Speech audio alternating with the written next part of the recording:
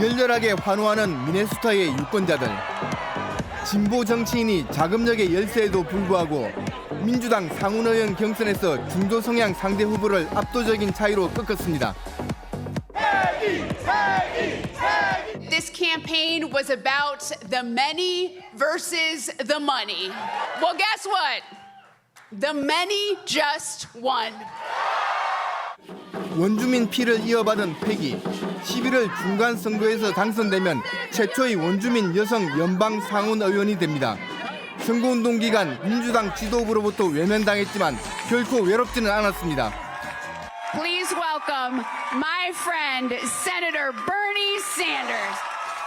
미국 진보 정치의 대부라고 불리는 샌더스는 패기의 든든한 우군이었습니다.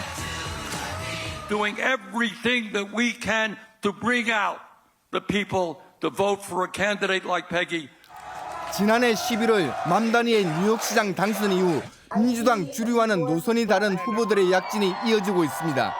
지난 6월 경선에서 맘다니가 지지한 후보들이 모두 승리했습니다. 5 at the state level, 3 at the federal level, and to have seen every single one of those candidates win last night are going to have more of a voice in the halls of power.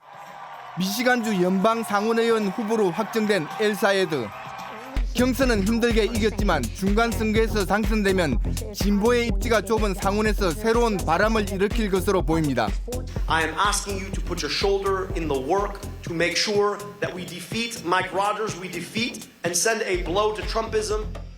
진보 후보에 대해 트럼프 대통령은 색깔론으로 공격하면서 거친 말을 쏟아냈습니다. Filth, crime, death, destruction, and that's where the communists will take us 100%. When I watch Abdul, he's full of shit. 민주당 주류가 담아내지 못하는 강한 진보적 이념과 정책을 표방하는 DSA. 1982년에 창립됐지만 최근에야 미국 정계에서 부각되고 있습니다.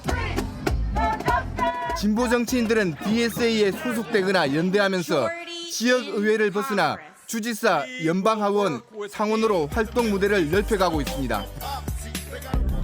진보 정치인들의 약진과 함께 견제의 움직임도 강화되고 있습니다.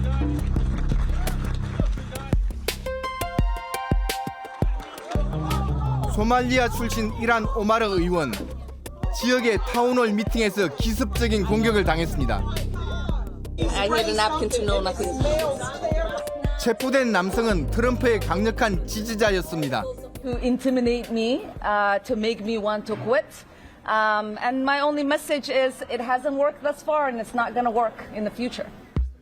진보 세력 약진으로 인한 외연 확장과 중도 유권자 이탈이라는 변수가 중간 선거에서 어떤 결과를 가져올지 알 수 없는 민주당 지도부의 고민은 깊어지고 있습니다. Is the rise of the DSA good for your party? Look, we are a big tent party, and being a big tent party is a strength, not a weakness.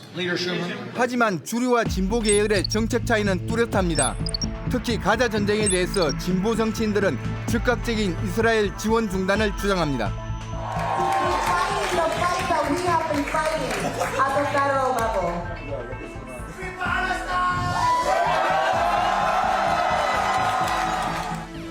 민주당 주류의 경계심은 주지사 경선의 표심으로도 드러났습니다.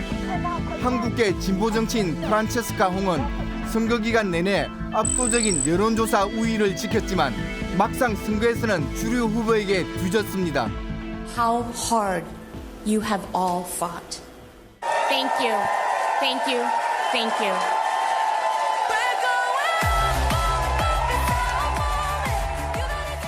It's going to be difficult to reunite the party. Moderate candidates, it's much more difficult to attract those progressive voters because they want more ideological purity.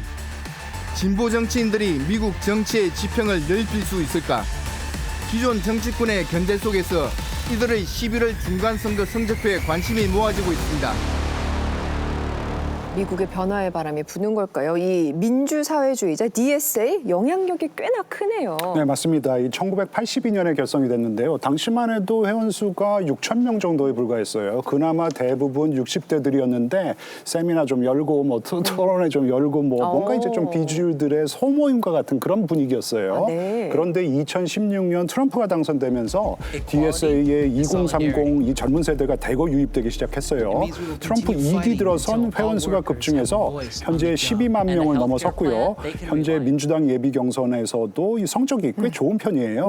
DSA에서 171명의 후보가 나섰는데 경선 결과가 나온 지역 중에 이 절반 이상인 62명이 승리를 거머쥐었습니다. 와, 그렇군요. 트럼프 시대가 오히려 DSA를 키우는 셈이네요. 네, 이게 좀 흥미로운 게요. 트럼프 지지층인 마가하고는 사실 반대 성향입니다. 그렇죠. 마가는 이제 농촌, 교외 지역에 거주하고 있는 고졸 이하 저학년 노동계급이 주축이라고 한다면 이에 비해서 DSA 지지자들은 주로 도시에 사는 대졸 이상의 고학력 젊은 층이 주축이 되고 있습니다.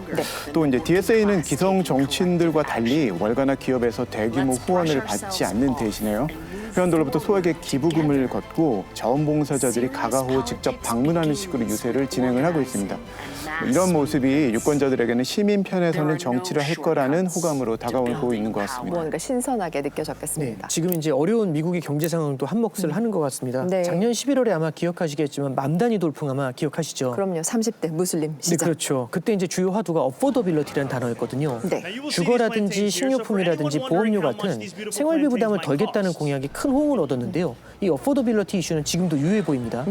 최근에 이제 무소속 유권자들을 대상으로 한 여론조사를 보면은요, DSA가 주장하는 게 이제 기업 세금 인상, 의료보험 혜택 공약 같은 건데 60% 이상이 여기에 대해서 지지를 보냈다고 하죠. 와, 이렇다면 트럼프 대통령 선거 앞두고 속이 좀 타겠습니다. 네, 사실 최근 트럼프 지지율이 33%로 일기 통틀어서 최저치를 기록을 하고 있습니다. 떨어졌네요. 네, 그리고 이제 이 와중에 논란도 터졌는데요. 지난달에 트럼프가 튀르키예에서 암살 첩보를 듣고 구형 에어포스원으로 갈아탔다는 보도가 있었지 않습니까? 그렇죠. 이게 알고 보니까 타는 척만 하고 기내식 운반 차량을 이용해서 다른 공군 수송기로 옮겨 탔다는 것이 이번에 알려졌습니다. 맞습니다. 뭐 여기까지는 위장 전술일 수 있으니 그렇다 쳐도 뭐 문제는 이걸 구형 에어포스원에 타고 있었던 기자단이라든지 일부 참모진에게는 알리지 않았던 거죠. 과거 클린턴 때도 비슷한 작전을 펼친 적이 있었는데요. 이때는 기자단의 안전을 확보하고 작전 상황을 공유를 했었습니다. 그러다 보니 야권과 주요 언론들에서는 트럼프가 민간인 목숨을 미끼로 삼았다라는 비난이 쏟아지고 있습니다. 예, 이런 분위기라면 중간 선거 때 민주당이 정말 승리할 수도 있지 않을까요? 어떻게 그런데 보세요? 저는 이 DSA의 돌풍이 오히려 민주당의 발목을 잡을 수도 있다 그렇게 생각을 갖다 하는데 왜냐하면요 DSA는 이 말 그대로 급진 좌파적인 성향을 띠고 있어요. 이들의 핵심 목표는 단순 복지 확대가 아닙니다. 말 그대로 양극화와 불평등을 야기한 자본주의 체제를 폐지하고 노동자 중심의 사회주의를 건설하겠다는 것이에요.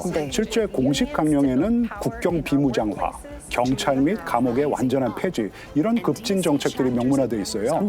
이번 이 위스콘신 경선에서 패배한 프란체스카 홍 같은 경우 당초 여론조사에서는 20%포인트 격차로 승리가 예상됐지만 막상 뚜껑을 열어보니까 물론 이제 1% 미만 굉장히 근소한 차이지만 결국 떨어졌단 말이에요. 졌어요. 그게 무슨 얘기냐면은 중도층 표심을 사는 데는 저는 실패했다고 생각을 하고요. 그래서 DSA나 이 급진 좌파 후보들이 많이 나오면 나올수록 민주당의 이 부동층 이 전략 있죠. 이 공략 전략에는 차질이 발생할 수 있다고 생각을 합니다. 그러네요. 민주당이 마냥 품기란 쉽지 않겠습니다.